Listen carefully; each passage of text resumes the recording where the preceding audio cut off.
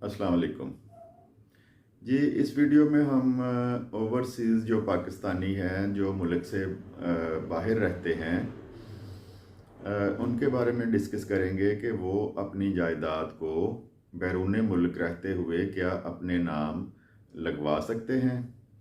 उसमें यूट्यूब पे बहुत सारी वीडियोस पड़ी हैं और मैंने देखा है उसमें कि बहुत सारे वकला और जो वकला की तरह दानश्वर बने हुए हैं वो मुख्तलिफ आरा देते हैं कि बिल्कुल वो लगवा सकते हैं। इस हद तक तो ठीक है वो लगवा सकते हैं, लेकिन उसमें आगे दो तीन शिक्कें आ जाती हैं।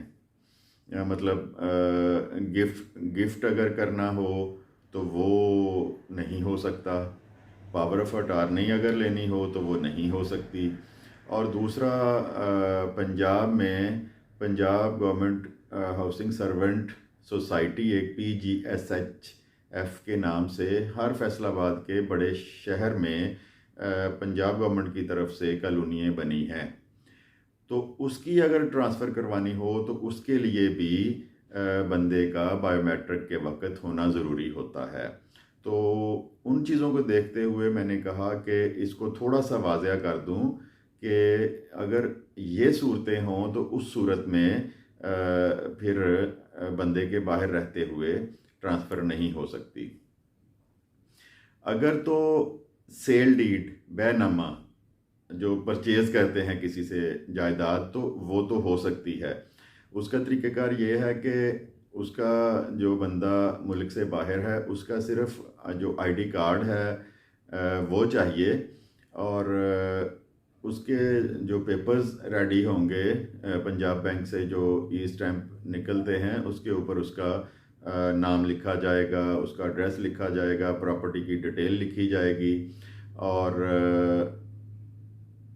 उसकी जगह जो है वो उसका कोई फैमिली मेम्बर, कोई दोस्त, कोई वालिद, कोई भाई उसको नुमाइंदे के तौर पे पेश करते हुए वो डॉक्यूमेंट हम रजिस्टर्ड करवा सकते हैं।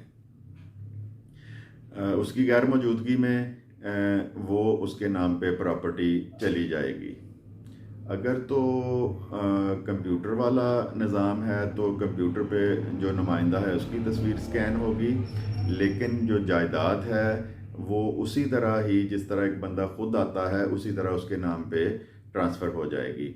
और अगर पटवारी वाला सिस्टम है तो सेम उसी तरह ही उसका बायोमेट्रिक होगी, तस्वीरें होगी, जो नुमाइंदा है उसकी और बेचने वाले की, और वो भी चली जाएगी उसके नाम पे, फ़र्द यानी उसके नाम पे निकलेगी। अब आ जाते हैं हम गिफ्ट पे।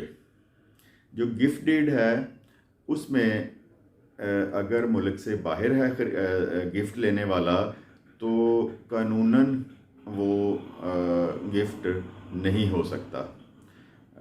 उसके लिए गिफ्ट डीड के लिए दोनों फ्रीकों का फ्रीकैन का होना ज़रूरी है।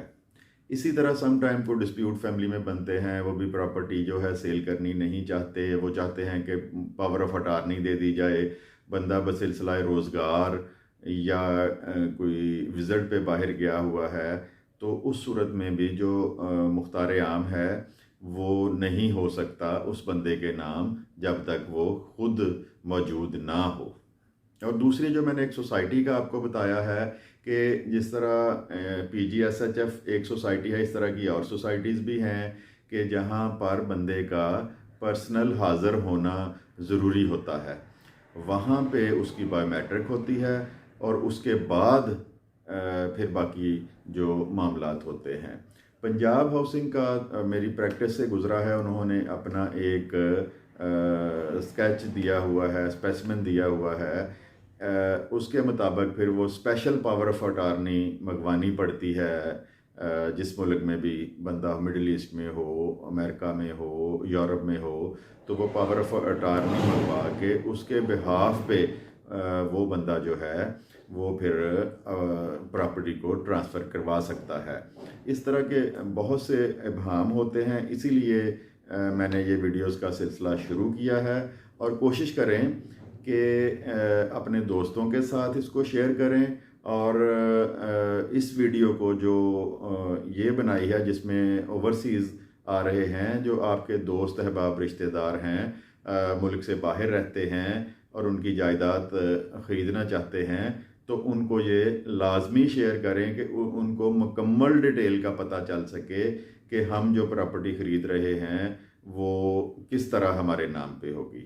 आपका बहुत बहुत शुक्रिया। खुदा हाफिज़।